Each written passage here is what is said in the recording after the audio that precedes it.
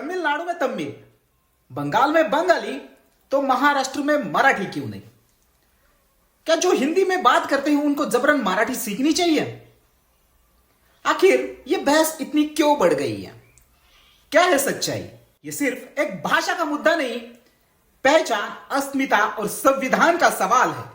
आइए जानते हैं इसका पूरा सच, इतिहास, संविधान और जमीन की सच्चाई के साथ। नमस्कार दोस्तों, आप देख रहे हिडन स्टोरीज ऑफ इंडिया और आज हम इतिहास से ही जुड़े एक ऐसे मुद्दे पर बात करने वाले हैं जो एक अस्मिता का सवाल उठा है अपनी भाषा पर। में सोशल मीडिया पर एक ट्रेंड चल रहा है, मराठी जर येत नसेल तर थोडं शिका ना।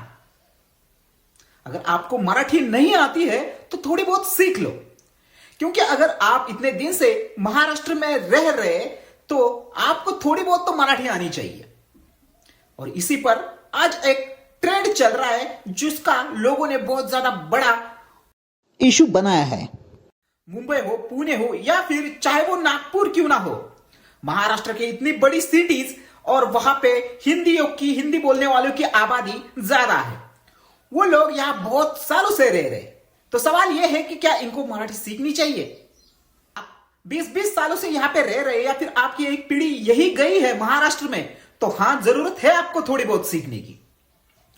ये ऐसा नहीं है कि मैं कह रहा हूं कि आपको हिंदी भाषा या फिर दूसरी भाषाओं का अपमान करना है।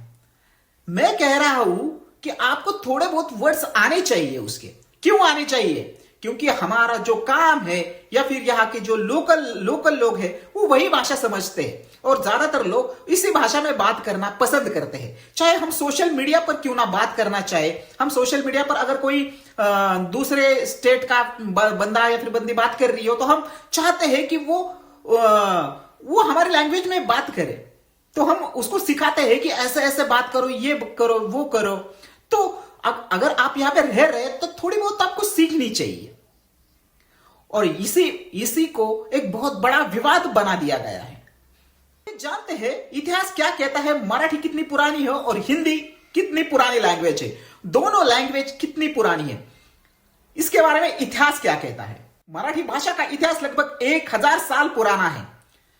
11वीं सदी के शिलालेखों से लेकर 13वीं सदी के ज्ञानेश्वरी तक मराठी महाराष्ट्र के सांस्कृतिक पहचान है।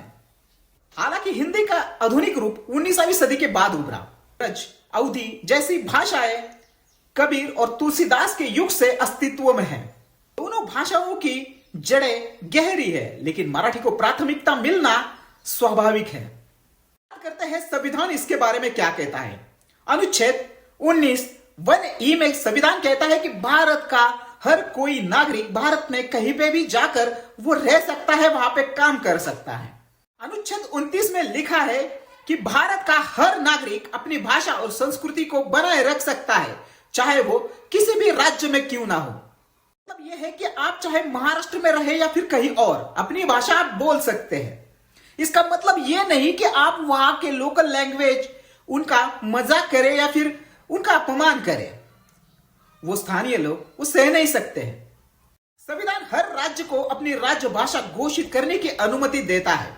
महाराष्ट्र में मराठी को राज्य भाषा बनाया है, इसलिए स्कूलों में हो, चाहे गवर्नमेंट कार्यालय में हो या फिर अस्पताल में हो, आपको मराठी आनी है।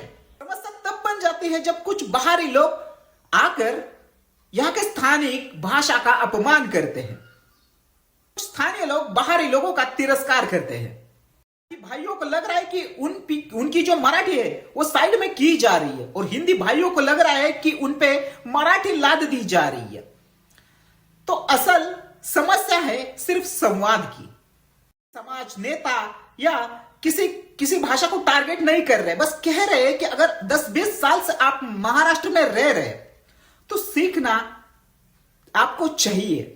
यह अनिवार्य नहीं है, बस ये एक समझदारी है, ये सौहार्द का प्रतीक है। कानूनी रूप से नहीं, लेकिन सामाजिक और व्यवहारिक रूप से महाराष्ट्र की यह पहचान है कि यहां हर राज्य का आदमी रहने के लिए आता है।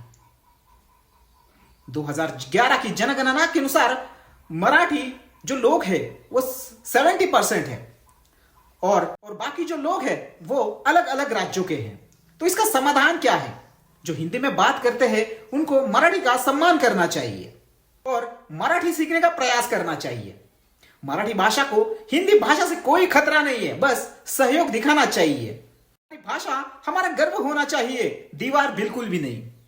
कार्यालय हो, पुलिस हो, ग्राम पंचायत हो, वहां भी मराठी का ज्ञान जरूरी है। सोशल मीडिया इसको कई और ट्रैक पे ले गया है और हिंदी वर्सेस मराठी ऐसे कुछ लगाना चाहते हैं, लेकिन हमको समझने की जरूरत है। मराठी नहीं आती तो राज्य छोड़ो, ऐसे ट्रेंड्स वायरल हो रहे, लेकिन सच्चाई कुछ अलग है। ये सब सोशल मीडिया पर जो चल रहा है वो लाइक्स व्यूज के लिए बस एक ड्रामा चल रहा है। तो आपको बस समझने की जरूरत है। तमिलनाडु, बंगाल, आसाम, वहां पे उनकी स्थानीय भाषा अनिवार्य है, लेकिन वहां भी हिंदी के लोग शांति से रह रहे। महाराष्ट्र में भी यही चाहिए, समंजस्य, दबाव बिल्कुल नहीं। ग्राउंड लेवल पर दुकान वाले, ऑटो वाले, कर्मचारी, ये सब व्यवहार से जुड़ते हैं, भाषा से नहीं। भारत वो है जहां दिल जुड़ते हैं, भाषाएं नहीं लड़ती, बल्कि लोग जुड़ते हैं। मराठी का सम्मान जरूरी है क्योंकि वो महाराष्ट्र की आत्मा है। जो हिंदी में बात करते हैं उनको मराठी सीखने की प्रेरणा होनी चाहिए, सम्मान से, मजबूरी से नहीं। भारत एक भाषा नहीं, भावना है।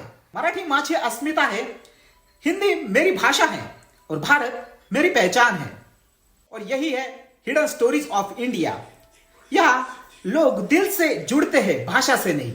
तो आई होप आज का वीडियो आपको अच्छा लगा होगा। वीडियो अच्छा लगा हो तो प्लीज वीडियो को शेयर करें, क्योंकि ये वीडियो ज्यादा से ज्यादा लोग देख सके और अपने साथ जुड़ सके। तो आई होप आज का वीडियो आपको अच्छा लगा होगा। अच्छा लगा हो तो प्लीज वीडियो को लाइक करें, कमेंट करें और नए हो तो चैनल को सब्सक्राइब जरूर करें। तो मिलते हैं अगले इतिहास से जुड़े रहस्य और किसी के साथ। तब तक के लिए जय हिंद, जय भारत।